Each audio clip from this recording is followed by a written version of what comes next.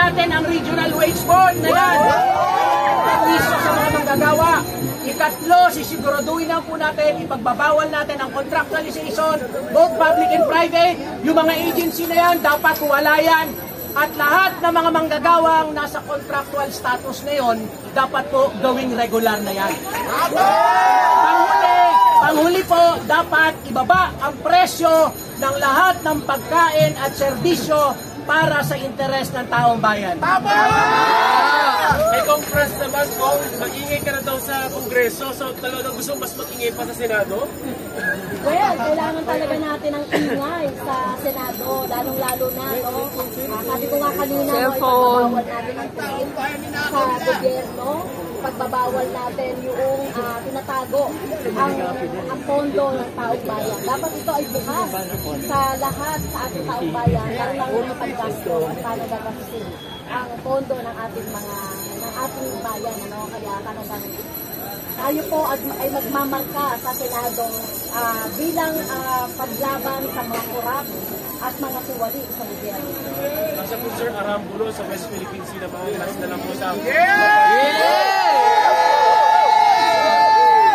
Sir, ano stand dito sa West Philippine Sea? Mas agresibo ba tayo? Kasi para sa amin, huwag tayong gagamit ng taas eh. Anong paraan naman sa iyo? Tama yun, China, para walang dahas. Tama, sila gumagawa ng dahas, China. Sir, sorry po ulit pa, sir. Sorry. Kailangan ay paulit po, Caronel. gawin para ating interest niya sa West Philippine Sea.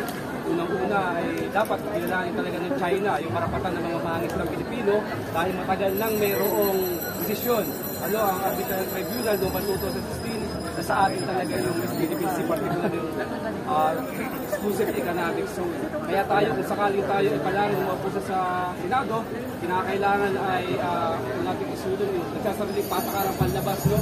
Hindi nakasariling sa mga dayuhan, pabor sa dayuhan, dahil ito yung pinakatunay na dahilan kung bakit nananapili na yung ating mga likas yaman, particular sa mga kagatan, ay hindi natin napapakinabangan dahil yung ating mga pulisiya at patakaran ay nakatali sa interes ng mga dayuhan.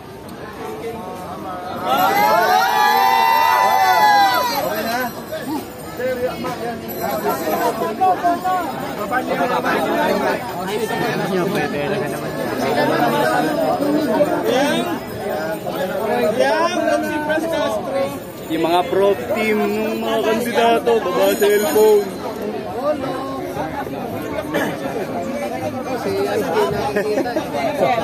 Mga papel muna. Mga papel.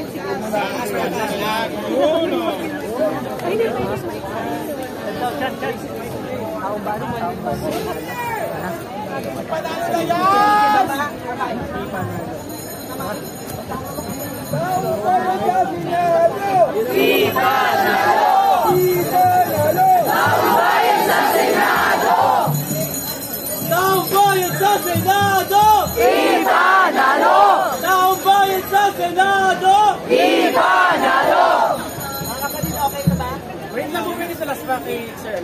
Mag-isa ka naman. Mag-isa ka. Yes! Peso, kada kilo o presyo ng bigas. Una, ipatupad ang libreng pamamahagi ng lupa sa mga magsasaka. Pangalawa po ay napakahalaga ang government subsidy para sa mga magsasaka, manggagawang bukid, agricultural workers. At tingin po natin yung 2 punto na yon, kabilang po ang kompensasyon sa mga biktima ng kalamidad ay kayang-kaya. Dagdag po rito, napakahalaga po maglaan ng malaking porsyento ng budget sa General Appropriation Act. Hindi po katulad ngayon from 221 billion pesos sa taong ito. Ang panukala po ay 211 billion pesos na lang sa susunod na taon. Kaya po dapat at least 10% ng budget ay ilaan po para sa pagkain dahil mahalaga po ito. Food self-sufficiency, hindi po importasyon. Palakasin ang local na produkto ng pagkain, hindi importasyon. At tingin po namin yung basura, ang liberalization sa ating bansa at i-alis o i-balance ang ating agrikultura sa World Trade Organization. Dahil pataas ng palay, saka yung ano, papel. Dapat magsasaka sa Senado! Dapat magsasaka sa Senado! Taong bayan ang panalo! Taong bayan sa Senado! Ipanalo! Ipanalo! Taong bayan sa Senado! Taong bayan sa Senado! Ipanalo! Ipanalo! Taong bayan sa Senado! Maraming salamat po.